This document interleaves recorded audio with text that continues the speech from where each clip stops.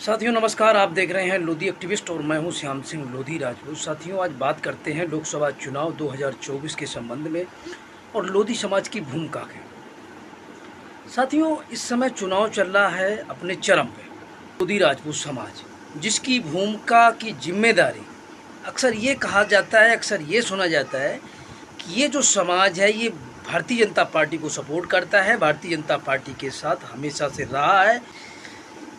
और जैसे कोई व्यक्ति अगर भारतीय जनता पार्टी का विरोध करता है तो उस व्यक्ति को समाजवादी पार्टी, बसपा या अन्य दलों का ठेकेदार या एजेंट घोषित कर दिया जाता है। लेकिन यही लोधी राजपूत समाज का व्यक्ति अगर भारतीय जनता पार्टी की वकालत करता है या भारतीय जनता पार्टी से चुनाव लड़ता है या भारतीय जनता पार्टी में काम करता है तो उसको ये कहा जाता है कि ये सही जगह पे कार्य कर रहा है। मुझे एक चीज़ का स्पष्टीकरण आप लोगों के सामने मैं अपनी इस बात को रख रहा हूँ। मुझे आप लोग कमेंट्स करके एक बात का स्पष्टीकरण दे दो कि क्या भारतीय जनता पार्टी के पास सर्टिफिकेट है चुनने और वोट डालने का अधिकार भारतीय जनता पार्टी देगी? किसी व्यक्ति ने ठेका दिया है भारतीय जनता पार्टी को कि लोधी राजपूत समाज पर यहाँ पे गरीबी रखा हुआ है। अभी लोकसभा चुनाव में लोधी राजपूत समाज में कई पार्टियाँ हैं, कई लोगों ने रजिस्ट्रेशन करा रखा है, कई लोग चुनाव के समय पे ही निकल के आते हैं। लेकिन जब भी लोधी राजपूत समाज के बहन बेटियों भाइयों के साथ कोई अत्याचार, बलात्कार, हत्या जैसी जघन्य अपराध होता है तो समाज की ना तो कोई पार्टी नज़र आती है, ना समाज का कोई अधिकारी नज़र आता है और ना ही समाज का कोई राजनेता नज़र आता है या हमारे महापुरुषों की प्रतिमाओं के साथ कोई दुर्व्यवहार होता है, कहीं लगाई जाती है, कहीं हटाई जाती है, तो कोई भी व्यक्ति नज़र नहीं आता है। अब लोधी राजपूत समाज की दर्जनों तो पार्टियां हैं। उन्हीं पार्टियों में एक पार्टी है सबका दल यूनाइटेड।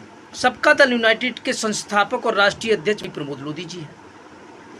अब प्रमोद लोधी अगर भारतीय जनता पार्टी से बगावत करके अपनी पार्टी चला रहे हैं, लोगों को सम्मान दिलाने की कोशिश कर रहे हैं, लोगों को राजनीति मंच माला माइक देने की कोशिश कर रहे हैं, राजनीति का स्वाद क्या होता है वो देने की कोशिश कर रहे हैं, तो जो भारतीय जनता पार्टी में जितने कार्यकर्ता हैं, पदाधिकारी हैं, वो आरोप लगाते हैं कि ये पार्टी बसपा की या सपा की एजेंट है।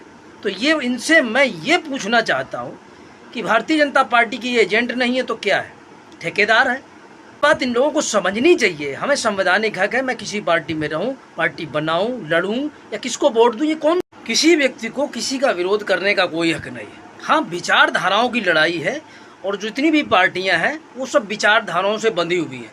बीजेपी की विचारधारा अलग है, समाजवादी पार्टी का अलग है, बसपा की अलग और सबका दल यूनाइटेड की अलग है, कांग्रेस की अलग है। तो ये विचारधाराओं की लड़ाई और लोकतंत्र में सबकी अलग अलग विचारधारा है और विचारधाराओं पे अड़िग रही है।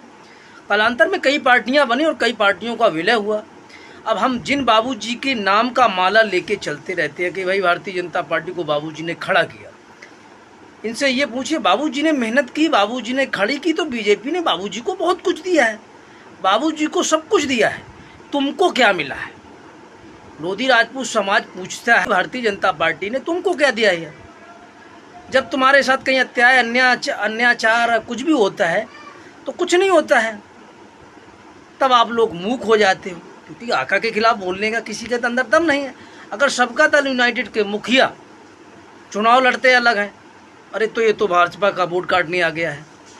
अब उन्होंने अभी लोकसभा चुनाव में इंडिया अलायंस को समर्थन किया और हो सकता है भविष्य में लोकसभा चुनाव के बाद विधानसभा का चुनाव आएगा, उसमें इंडिया अलायंस में उनको कुछ सीटें मिलेंगी। ये कन्फर्म है कि कोई ऐसा नहीं है जो बगैर कुछ मिले अगर कहीं काम कर रहा हो। अब सबका दल यूनाइटेड के मुखिया पूरी कोशिश कर रहे हैं कि इंडिया अलायंस को हमने समर्थन दिया है तो विधानसभा चुनाव में हमें सीटें मिलेगी। अगर ये बताइए, अगर भाजपा से हटके अगर हम अपनी पार्टी के तहत कुछ भी सत्ता में मिलती है, 1 2 3 4 5 विधायक बनते हैं, उसमें क्या हर्ज है? भारतीय जनता पार्टी में कौन क्या है, कौन क्या नहीं है, सबको मालूम है। बाबूजी ने 2 बार पार्टी बनाई, दोनों बार पार्टियों का विलय कर दिया। क्यों कर दिया? क्योंकि अकेला चलना, रास्ता बनाना बड़ा परिश्रम का काम है और जिसको मक्खन मिलाई खाने को मिल गई हो वो मेहनत क्यों करेगा? तो बाबूजी ने तो पार्टी बनाई, सिर्फ हथियार बनाया था, बीजेपी से चला दिया और बीजेपी ने देखा कि भाई बाबूजी के बगैर हमारी कहानी खराब है तो बीजेपी ने मिला लिया। तो इसमें कौन सा नई बात हो गई है? तो साथियों आपको समझना होगा समय बदल रहा है, समय के हिसाब आपको अपने आप को बदलना होगा। 4% राजभर है, दुनिया में तूती बोल रही है। कुर्मी समाज को देख लीजिए, तो सबको देखना हो, आप सबको देखो। तो लोधी राजपूत समाज की अगर सबका दल यूनाइटेड अगर प्रतिनिधित्व करने के लिए तैयार है तो इसमें कौन सा हर्ज है, क्या हो रहा है भाई। आप किसी भी पार्टी में रहो, सब में रहो, क्या दिक्कत है। लेकिन किसी की विचारधारा का विरोध आप नहीं कर सकते, और विचारधारा विरोध करिए, लेकिन आप अपनी विचारधारा किसी पर थोप नहीं सकते। आपकी स्वेच्छा है, आप भाजपा में हो, सपा में हो, बसपा में, कांग्रेस में, किस में हो, सबका दल में हो, क्या मतलब पर क्या फ़र्क है। लेकिन आप किसी पे अपनी विचारधारा, जिस सरकार ने आपको लाइन में लगा दिया हो, कटोरा हाथ में दे दिया हो, आप उस सरकार के गुणगान कर रहे हैं, अच्छी बात है। अगर आपको कटोरा ही पसंद है तो आप कटोरा लेके खड़े हो जाइए, कोई दिक्कत नहीं है। स्वर्गीय अटल बिहारी वाजपेयी जी ने कहा था 3 चीज़ें फ्री होनी चाहिए, शिक्षा, स्वास्थ्य, न्याय। शिक्षा वो भी प्राइवेट, स्वास्थ्य वो भी प्राइवेट। कहने के लिए तो स्मार्ट कार्ड है। सरकारी अस्पतालों की दशा क्या है, जाओ तो दवाई नहीं, बाहर से दवाई। डॉक्टर का बिहेव इतना खतरनाक है कि मरीज जाने से पहले दम तोड़ देता है।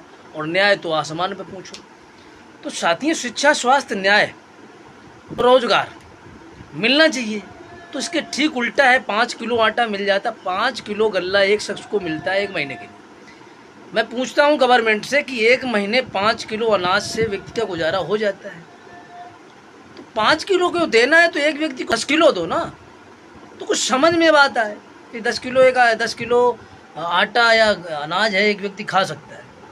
तो ये सरकार की सिर्फ लॉलीपॉप है। और भाइयों, मैं कहना चाहता हूँ कि आप अपनी विचारधारा अपने पास रहिए, किसी भी चुनाव लड़िए, किसी भी पार्टी से लड़िए, किसी को वोट दीजिए। लेकिन जिस तरीके से आप सबका दल यूनाइटेड का विरोध करते हैं वो गलत है। कोई समाज इस तरीके का नहीं करता जिस तरीके का लोधी राजपूत समाज करता है मेरे साथ। और मैं एक बात आज कह रहा हूँ, इस बात को नोट कर लेना। जिस देश का विपक्ष, जिस देश में विपक्ष या जिस सरकार के सामने खड़ा विपक्ष मजबूत नहीं होता है, वहाँ पर निरंकुशता होती है। आप समझ रहे हो। तो साथियों, सरकार किसकी बनेगी किसकी नहीं बनेगी, ये डिसीजन लेने का अभी वक्त नहीं है। जब चुनाव हो जाएंगे, इलेक्शन होने के बाद रिजल्ट आएंगे, तब पता चलेगा किसकी सरकार बनेगी किसकी नहीं बनेगी। लेकिन सत्ता को चलाने के लिए, अपनी जनता के हक अधिकार बचाने के लिए विपक्ष का मजबूत होना बहुत ज़रूरी है। ये बात आपको समझनी चाहिए। तो अगर सत्ता किसी की भी आए, लेकिन अगर विपक्ष मजबूत नहीं है तो सत्ता पक्ष कुछ भी पारित करा लेता है संसद में। ये बात आपको समझनी चाहिए। सरकार किसकी बन रही है तो आप सबको भी मालूम है, किसकी बनेगी ये भी आपको मालूम है। लेकिन विपक्ष मजबूत होना चाहिए, ये बात आपको समझनी चाहिए।